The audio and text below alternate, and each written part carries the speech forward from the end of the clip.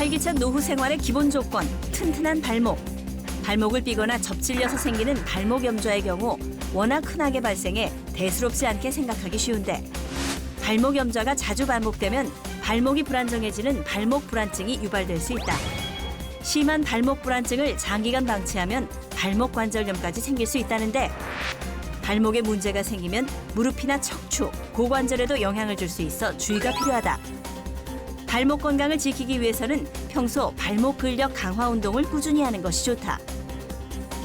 다양한 발목 질환의 치료법과 생활 속에서 발목 건강을 지키는 방법. 오늘 101세의 프로포즈에서 자세히 알려드립니다.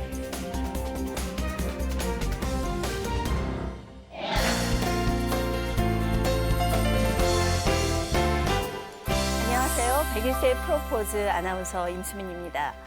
발목은 우리 체중을 지탱해주고 발을 움직일 수 있게 해주는 우리 신체의 중요한 부위죠. 하지만 다른 신체 부위에 비해서 발목 건강을 관리하는 데는 좀 소홀하지 않았나 싶은데요. 발목에 문제가 생기면 무릎과 척추 그리고 고관절에까지 영향을 줄 수 있다고 합니다. 오늘은 발목 건강에 대해서 알아보는 시간 마련했습니다. 도움 말씀 주실 두 분 선생님 소개합니다. 먼저 을지대 의대 족부 정형외과 양기원 교수님 함께하셨습니다. 안녕하세요. 안녕하세요. 네. 그리고 101세 프로포즈 주치의시죠. 정형외과 전문의 이수찬 선생님 함께하셨습니다. 안녕하세요. 안녕하세요. 네, 사실 저도 발에는 좀 신경을 쓰는데 발목에 대해서는 그렇게 깊이 생각을 해본 적이 없는 것 같습니다. 예. 그런데 이 발목에 문제가 생기면 우리 무릎, 또 고관절, 척추까지 영향이 미친다면서요? 예. 예, 많이 듣는 질문 중에 하나인데요. 네. 보통 이제 뭐 발목, 발의 뭐 역할을 하면은 뭐 신체 중요하지 않은 부위들은 없겠지만, 예, 뭐 우리 몸을 뭐 자기가 원하는 대로 이동할 수 있게 하고, 그다음에 체중을 지탱할 수 있게 하고 해주는데 보통 발목에 문제가 생기면은 이게 걸어 다닐 때나 어느 체중을 완전히 똑바로 신을 수가 없기 때문에 약간 이렇게 좀 삐뚤하게 체중을 이제 지탱하는 경우가 있거든요. 네네. 그럴 경우에는 이제 뭐 인접관절, 무릎이라든지 아니면 척추라든지 영향을 조금은 끼칠 수는 있습니다. 예, 그렇군요. 사실은 발목에 문제가 생기면 몸이 한쪽으로 약간 기울어지면서 무릎 연골도 한쪽이 닳게 되는 현상이 생길 수가 있습니다. 그러면 보통은 이게 통증이 생기면서 심지어는 변형까지 생길 수가 있는데 발목에 문제가 생기는 질환 중에 가장 흔한 게 염자라는 표현을 들어보셨죠? 예. 염자라는 걸 다른 표현을 하면 삐었다 이렇게 표현할 수가 있는데 우리가 삐었다고 하는 게 처음에 삐는 거는 그럴까 생각했는데 자꾸 삐게 되면 그 삐는 게 반복됨으로 인해서 발목에 자꾸 관절 자체가 불안전하게 만들 수가 있겠습니다. 그걸 발목 불안정 이런 용어를 쓰는데 발목 불안정에 대해서 좀 설명을 발목 부탁드립니다. 불안증. 불안증. 예. 불안증. 발목을 보시면은 이 모형을 보시면은 네. 여기 정강이 뼈하고 발하고 이렇게 연결이 되어 있는데 안쪽하고 바깥쪽에 인대로 이렇게 딱 잡아주는 그런 모형으로 되어 있습니다. 네네. 보통 이제 발목이 삐면은 이제 안쪽에 있는 인대보다 바깥쪽에 있는 인대가 훨씬 더 많이 손상을 받게 되거든요. 그 중에 특히 이 부위에 있는 인대가 자주 손상을 되는데 이 부위가 있는 인대가 손상을 받았다가 조금 늘어난 상태에서 또 완전히 치유되지 않은 상태에서 또 삐고 그럼 또 늘어나고 또 삐고 또 늘어나고 할 경우에 이 인대가 약간 늘어나 있는 상태인데 이럴 경우에는 발목이 약간 좀 덜렁덜렁하게 되는 거거든요. 이러한 상태를 발목 불안증이라고 합니다. 예. 그 주변에서 보면 확실히 그 자주 삐는 분들이 있어요. 그리고 또 한 번 삐면 또 계속 삔다는 얘기 들었는데 그런 경우가 이 발목 불안증에 해당이 되는 거겠네요. 네, 그렇습니다. 네네. 발목을 자꾸 삐게 되면 결국 그게 발목 관절염하고도 연결된다고 하는데 그런 환자가 가끔 있습니까?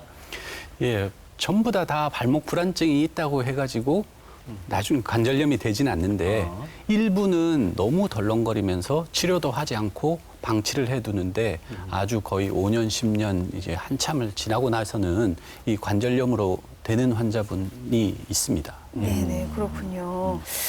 근데 사실 우리가 뭐 흔히 발목인대 늘어났다고 했을 경우에는 치료를 받지 않아도 좀 쉬거나 이렇게 그냥 놔두면 나아지는 경우가 대부분이잖아요. 그런데도 지금 발목 불안증 얘기를 하시니까 아, 그런 경우에도 그럼 방치하지 말고 계속 치료를 받아야 되는 건가 이런 생각이 드는데 어떻게 해야 되는 겁니까? 발목 인대 손상은 아주 자주 있는 일이거든요. 네네. 근데 이제 발목 인대가 있다고 해서 반드시 발목 불안증으로 가지는 않습니다. 예.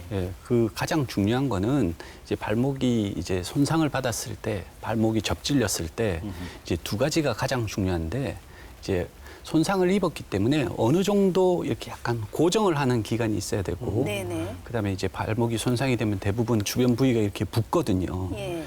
붓기가 오래되면은 아까 말씀드린 여기 인대가 이렇게 약간 늘어나 있는 상태가 오래되는 거거든요.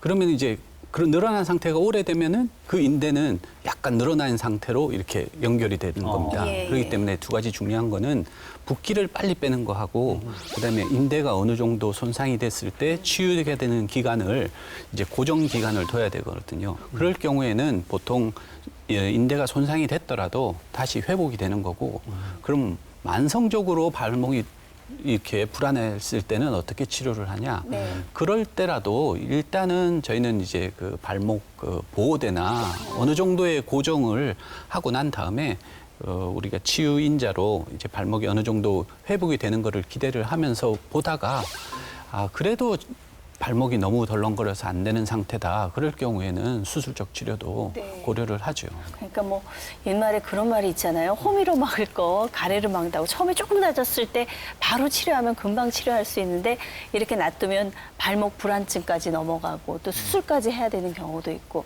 이게 또 발목 관절염까지 넘어가는 경우도 네, 그렇죠. 있다고 그러던데 이게 발목 관절염 같은 경우에는 이렇게 발이 다친 경우 외상에 의해서만 생기나요? 아니면은 나이가 들어서 퇴행성으로 그냥 오기도 하는 건가요? 예, 두 가지 다 맞는 얘기인데요. 네네. 이제 예전에 이렇게 심하게 이제 발목이 손상이 돼서 뭐 골절이 되고 수술을 한 경우에 이제 그분이 이제 오래되고 나면은 발목 관절염이 생길 수가 있는데 보통 저희는 그런 경우에는 외상성 관절염이라고 부르고요. 네네. 자기는 그렇게 큰 손상이 없었는데 이제 시간이 지나고 나이가 드심에 따라서 관절염이 생기는 경우는 우리가 이제 원발성 이제 관절염이라고 하는데 보통 발목인 경우에는 외상성 관절염이 조금 더 많고요. 네네. 예, 원발성 관절염도 어느 정도 차지하고 있습니다. 예, 그렇군요. 원인은 원발성 관절염 또 외상성 관절염 이렇게 분류를 하셨는데 무릎 관절염도 증상이 결국은 쓰고 많이 움직이게 되면 통증이 많이 생겨서 생활의 질이 딱 떨어지는 거거든요. 발목 관절염도 마찬가지 증세가 있겠죠? 예, 마찬가지 증세가 있습니다. 예, 보통 발목 관절염이 있더라도 그렇게 활동을 많이 안 하면은 증상이 그렇게 심하진 않는데 이제 많이 걸어 다닐수록 발목이 뻐근하면서 아픈 예. 경우가 많고 또 이제 발목 관절 면이 또 울퉁불퉁하거나 그럴 경우가 있기 때문에 발목 관절 이런 운동 자체가 약간 제한이 되는 경우도 있고 그다음에 발목 관절의 어느 안쪽이나 바깥쪽 그런 연골만 많이 닳아서 발목이 약간 삐뚤어지면서 이제 통증이 있는 경우도 있습니다. 예. 건강 프로그램 계속 진행하다 보니까 관절염을 어떻게 치료하는지 대충 감이 오기는 해요. 예, 감이 옵니다. 아니, 일승이 아나운서 가끔씩 네. 질문을 제가 예상 못한 질문을 가끔씩 하시거든요. 그럴 때는 예. 야, 반쯤 어서가 되셨다 이런 느낌이 들 때가 있어요. 아니 뭐 일단 초기에는 보존적 치료를 해야 되는 거 아닙니까? 예. 발목도 마찬가지 아니겠어요? 예, 맞습니다. 네, 이제 그렇죠. 자기 관절을 되도록이면은 이제 오래 쓸 수 있는 게 좋으니까 이제 통증이 그렇게 심하지 않고 조금 걸어 다니는데 별 지장이 없는 상태면은 뭐 약물 치료를 할 수도 있고 아니면 외부로 이렇게 조금 보호대 같은 거를 할 수도 있고 뭐 발목 근육 강화 운동 같은 것도 할 수도 있고 그러면서 자기 관절을 쓸 수 있을 때까지 보통은 이제 그 쓰는 게 이제 원칙이죠. 그 다음에 안 되면 이제 수술을 하셔야 되는 거죠. 그렇죠? 뭐 예, 안 지금 되면 다 말씀을 하면 교수님은 어떻게 대답을 아니 하시나요? 맞는지 제가 생각하는 게 맞는지. 예, 보통 이제 그렇게 되는데요.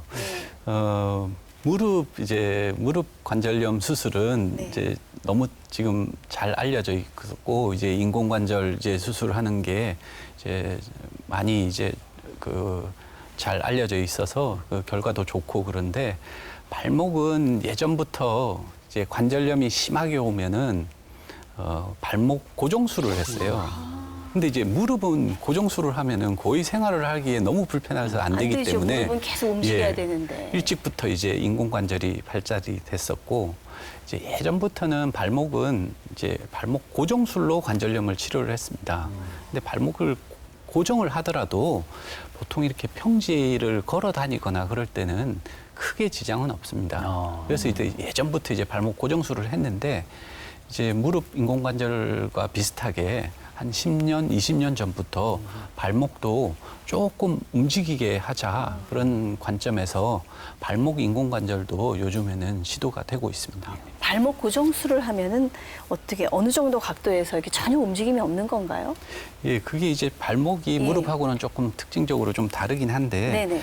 이 관절을 고정하기 때문에 여기 발목 관절 외에 옆에 관절이 하나, 둘, 세 개가 더 있거든요. 예, 예. 여기에서 거의 한 15도 이상 발목을 움직이게 하는 관절 운동이 있습니다. 네네. 그렇기 때문에 이 관절을 발목 관절을 고정을 하더라도 약간 한 15도 정도는 움직이기 때문에 크게 문제가 없고 예전부터 내려오는 그런 고정술이 지금 뭐 결과도 좋고 하는 네네. 것 중에 하나입니다.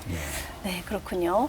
오늘은 저희가 발목 건강에 대해서 알아보고 있습니다. 저희 제작진이 관련 사례자분을 만나보고 왔는데요. 화면 보고 얘기 계속 이어가겠습니다. 발목 관절염이 있어 스트레칭과 온찜질 등 생활 속 관리를 열심히 하고 계신 오늘의 주인공 김수열 아버님. 발목 관절염의 가장 큰 원인은 장기간 방치했던 발목 불안증이었습니다. 한 번 접지르고 나서 그냥 대수롭지 않게 생각하고 지내다 보니까 길 가다가도 주저앉게 되고 또 조금 경사진 곳만 가도 넘어지게 되고 그렇게 되더라고요. 걷는 것이 두려워 외출을 자제했을 정도로 발목 불안증이 심했다는데요. 나중엔 평평한 곳을 걸을 때도 발목을 자주 접질렸다고 합니다. 아, 발목 또 접질렀네. 아이고. 이후 발목 관절염이 생겨 걷기만 해도 통증이 나타났죠. 저희가 발목 불안증이었다고 하더라고요. 그 당시 병원을 바로 갔으면은 좋아졌을 텐데 지금 많이 후회가 되네요. 발목 건강의 중요성을 알게 된 후 요즘은 발목 근력 강화 운동을 열심히 하고 있습니다. 고무밴드로 발바닥을 감싼 후 몸쪽으로 당기며 발을 앞뒤로 움직이는 동작. 반대편 손으로 고무밴드를 당기며 발을 좌우로 움직여주는 것도 좋습니다. 꾸준히 하면 발목뿐만 아니라 팔 근육도 강화할 수 있다고 합니다. 여러 부위의 근육을 쓰는 운동이기 때문에 보기보다 꽤 힘이 든다고 하네요. 힘드신가 봐요. 엄청 힘들어요. 이게. 고무밴드를 같은 쪽 손으로 당기며 발을 좌우로 움직여주는 동작도 함께하면 도움이 됩니다. 모두 발목 불안증이나 발목 관절염을 관리하고 예방하는 데 좋은 동작들입니다. 발목 스트레칭을 자주 하게 되면은 잘 넘어지지를 않고 통증도 많이 약화되고 좋은 것 같더라고요. 이렇게 발바닥이 본인에게 보이도록 발을 살짝 돌려주는 것도 발목 통증 완화에 도움이 됩니다. 다만 모든 운동은 발목 손상 직후 붓기가 있을 땐 피해야 한다고 합니다. 아버님은 상태 변화를 확인하기 위해 병원도 정기적으로 방문하고 있는데요. 어떠세요? 발목 좀 어떠세요? 많이 좋아졌어요. 많이 뭐 아픈 게 많이 없어졌으니까. 현재는 염증이 많이 완화돼 통증도 줄어든 상태. 하지만 발목 관절염은 계속 진행하는 병이기 때문에 더 악화되지 않도록 꾸준히 관리하는 것이 중요하다고 합니다. 아버님의 경우 발목을 접질릴 때마다 안쪽 뼈가 부딪혔던 탓에 뼈가 자극돼 자라고 연골도 닳아 관절 간격이 좁아졌는데요. 치료가 늦어졌던 터라 많이 진행된 상태라고 합니다. 발목의 염좌라고 하는 것들은 그 급성으로 생기는 손상, 인대의 손상이나 인대 손상을 일컫습니다. 근데 발목의 급성 염좌에서 약 10에서 30% 정도는 발목의 만성 족관절 불안정성이라는 것으로 발전할 수 있는데요. 자주 접질리고 삐는 것들 자체가 관절 안에 관절 연골의 손상을 일으킬 수 있으며 그런 것들은 결국 시간이 지나면서 퇴행성 관절염을 일으킬 수 있습니다. 앞으로 발목을 무리하게 쓰지 않고 체중이 늘지 않게 잘 조절하는 것이 중요하다고 하네요. 주의사항 잊지 마시고 더 악화되지 않도록 꾸준히 잘 관리하시기 바랍니다.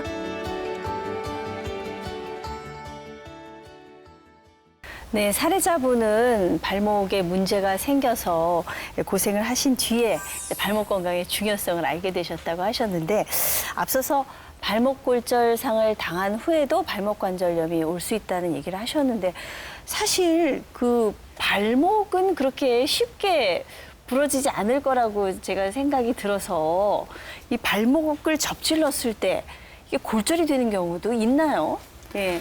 이제 골절 환자들이 많이 여러 부위에 골절이 있는데 네네. 그 중에서 이제 발목 골절 환자분이 가장 많습니다. 그래요? 예.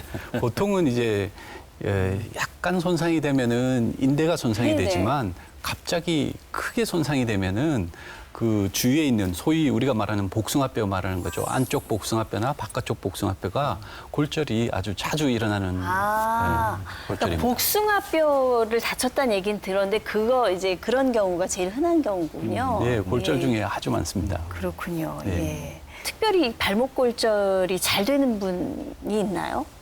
예. 발목 골절이 잘 오는 경우는 네네. 예를 들면 이제 뼈가 약한 경우는 조그만 손상에도 발목 골절이 그렇겠죠. 올 수는 있거든요. 예. 근데 이제 젊은 사람들 막 스포츠 하다가 이제 네. 발이 심하게 뼈서 골절되는 경우도 이제 흔하고요. 예. 아니면 연세가 많은 분은 예를 들면 이제 골다공증이 있든지 아니면 당뇨가 오래됐든지 그럴 경우에 이제 뼈가 좀 약한 경우가 있거든요. 그럴 경우에는 조금 접질렸는데도 발목 골절이 오는 수가 있습니다. 예. 예. 과거에는 무릎이나 고관절 골절의 경우는 굉장히 신경을 많이 썼어요. 그런데 지금은 발목 골절도 관절면이 조금이라도 어긋나면 결국 그게 관절염으로 넘어가니까 굉장히 잘 맞추려고 뭐 수술을 하든 안 하든 잘 맞추려고 노력하는데 그런 경향이죠. 요즘은. 예, 맞습니다. 예. 네. 발목 골절 치료는 어떻게 하는지 설명 부탁드립니다. 네, 일단은 이제 검사가 제일 중요합니다. 검사에서 골절의 정도가 얼만큼 심하고 어디에 골절이 있고 그다음 골절이 됐으면 얼만큼 이렇게 어긋나 있는지 그런 게 되게 중요한 상태거든요. 그래서 이제 초기에 빨리 이제 손상이 됐으면은 골절이 있는지 없는지를 검사하는 게 제일 중요하죠. 그래서 발목 골절이 있다고 그럴 경우에는 보통 그렇게 많이 어긋나지 않으면은 이제 보통 말하는 기부스 같은 걸로 고정을 해서 치료를 하고 네네.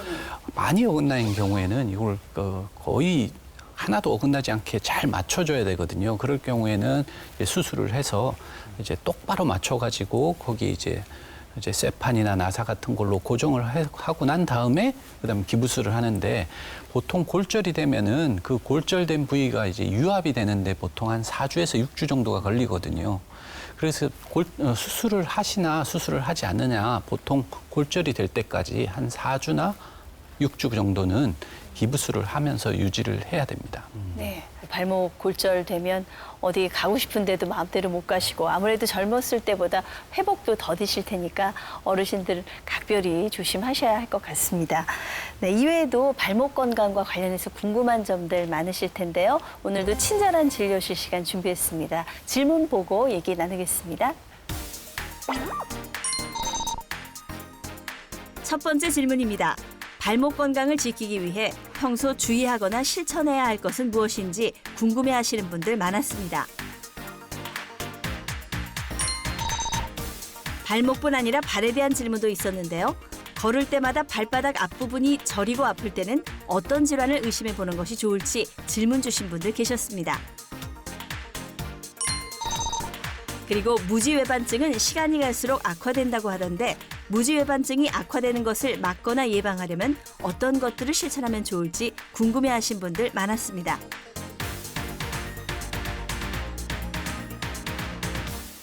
네, 질문 하나씩 살펴볼게요.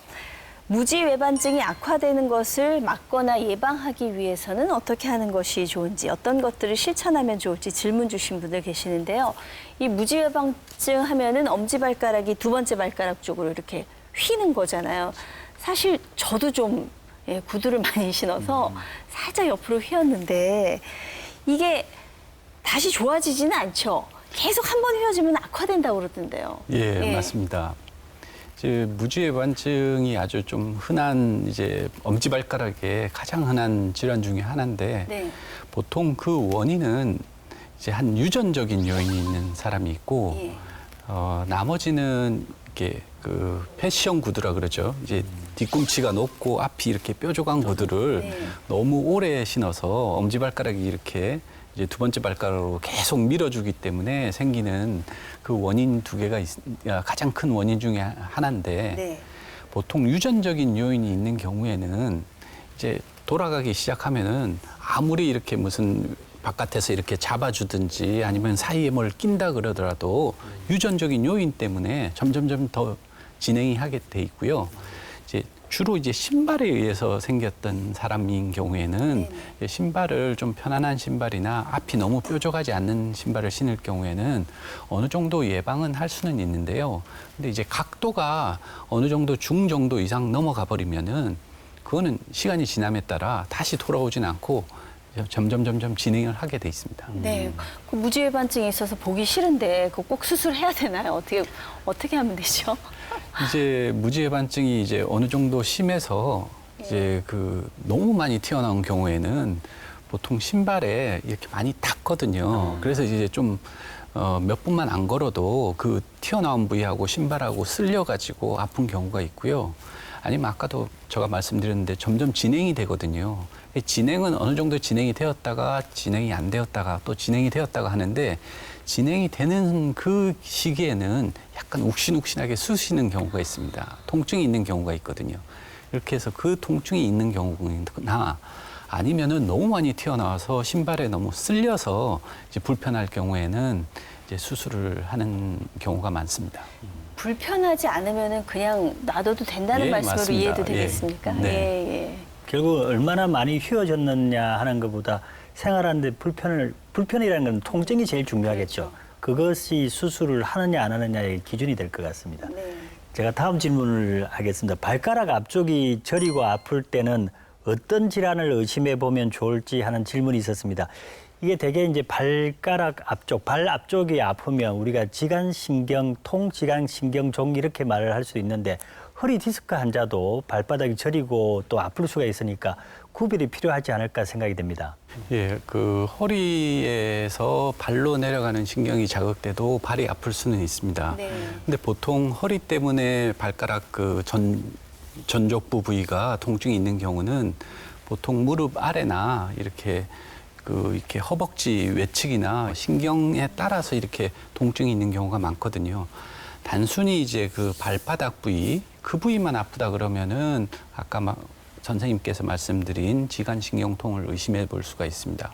그리고 또 다른 경우에는 허리가 아픈 경우에는 허리가 아프면서 이제 발이 아픈 경우가 있는데 지간신경통인 경우에는 안 움직이고 가만히 있을 경우에는 통증이 없다가 주로 이제 걸어 다닐 때 이제 통증이 생기고 통증이 생기는 경우도 신발을 아주 편안한 신발을 신을 경우에는 통증이 별로 없다가 좀 좁은 신발을 신고 걸어 다닐 때 그때 전족부 요 부위에 통증이 있는 경우가 지간신경통의 좀 특징적인 증상이 되겠습니다. 네. 근데 발바닥이 아픈 질환에는 제 주변에도 있고 족저근막염은 제가 많이 들어봤어요. 족저근막염하고 어떤 차이가 있는 거죠? 족저건막염은 이제 발바닥에 발가락부터 해가지고 발 뒤꿈치까지 족저건막이라는 게 이렇게 쫙 돼 있는데 어디든지 다 염증이 오는 경우를 족저건막염이라고 그러는데 대부분은 다 이제 뒤꿈치 쪽에 있는 족저건막에 염증이 오거든요. 네네. 그래서 이제 또 특징적인 증상은 이제 그 아침에 일어나든지 아니면 오래 앉아 있다가 이제 딱 걸으려 그럴 때 보통 한 2분이나 3분 정도 뒤꿈치가 심하게 아픈 경우 그런 경우가 이제 족저건막염의 특징적이고 이제 아까 말씀드린 지간신경통이라는 거는 이제 발가락 부위 바로 그 앞에 그 부위에 이제 주로 이제 걸었을 때 통증이 생기는 게 네. 지간신경통으로 두 개는 좀 다른 질환입니다. 그러면 치료법도 좀 차이가 있나요? 예, 치료법도 네. 차이가 있습니다. 보통 이제 족저건막염인 경우에는 이제 아킬레스가 이렇게 좀 타이트한 경우 족저건막염이 생기는 경우가 많기 때문에 아킬레스 스트레칭 운동 같은 거를 많이 해줘야 되고 지간신경통일 경우에는 보통 어디에 지간신경통이 얼마만큼 크게 돼 있는지를 검사해서 약물 치료나 아니면 주사 치료나 그런 걸 할 수가 있습니다. 그렇군요. 네. 자, 평소에 발목 건강을 지키기 위해서는 주의할 것이 어떤 것이 있는지 또 질문이 있었습니다. 네. 발하고 발목 건강을 유지하는데 가장 중요한 거는 제가 생각하기에는 걷기 운동하고 가벼운 스포츠 운동해서 이제 발목 주위에 있는 근육을 강화시키고 네. 하는 게 가장 중요한 요소라고 생각되는데 그 외에도 또 설명드리면은 보통 이제 아킬레스가 이렇게 타이트한 경우가 발목하고 발의 질환에 많은 영향을 끼치는 경우가 많습니다. 근데 그래서 사실- 평소에 예. 아킬레스 스트레칭을 이렇게 자주 해주는 게 발하고 발목 건강에 좀 중요하지 않을까라고 생각됩니다. 네. 그런 경우에는 어떤 운동을 하면 좋을지요? 예, 예. 제가 한번 네. 아킬레스 스트레칭 운동을 한번 네. 보여드릴 텐데 보통은 이제 이렇게 벽에다가 이렇게 손을 대고요. 네. 이제 스트레칭 하고자 하는 이제 다리를 이제 충분히 뒤로 하고 뒤꿈치를 땅에 딱 붙입니다. 그러고 난 다음에 벽에다 이렇게 미는 자세로 하고 난 다음에 이 히프를 최대한 벽하고 가까이 가면은 여기 아킬레스건이 이렇게 늘어나게 되는데 저 뒤에 그 발뒤꿈치가 완전히 떨어지면 땅에 안 되죠? 그렇죠. 완전히 예. 땅에 닿고 무릎은 완전히 피시고 네. 이 반대편 무릎을 이렇게 살짝 구부리면은 예. 이제 엉덩이를 이제 벽 쪽으로 쭉 밀면서 이렇게 스트레칭을 하시면은 되겠습니다. 보통 한 10초 정도 있다가 한번 빼고 네네. 그다음에 또 10초 정도 있다가 한번 빼고 발 바꿔서 이렇게 아킬레스 스트레칭 운동을 반대편도 같이 하시고 하면은 많은 도움이 될 수 있습니다. 네. 저도 사실 저 동작을 해봤는데 예. 굉장히 쉬운 것 같은데 특히 여성들 구두 많이 신는 여성들 같은 경우 굉장히 뒤쪽이 쫙 당기면서 예, 네네. 시원한 아프면서 좀 시원한 그런 느낌이 있더라고요. 네, 보통 이제 운동을 하기 전에도 이제 연세가 좀 드신 분은 아킬레스 구축이 좀 자주 있기 때문에 운동하기 전에도 하시고 운동하기 후에도 하시고 아침에 일어나서도 하시고 그러면 이제 발목하고 발 건강에 많은 도움이 되지 않을까 생각됩니다. 네. 오늘은 발목 건강에 대해서 알아봤습니다. 문제가 생기면 빨리 잘 관리를 하시고요. 평소에 발목 근력 운동과 스트레칭도 꾸준히 병행하시면서 발목 건강 지키시기 바랍니다. 함께해 주신 여러분 감사합니다.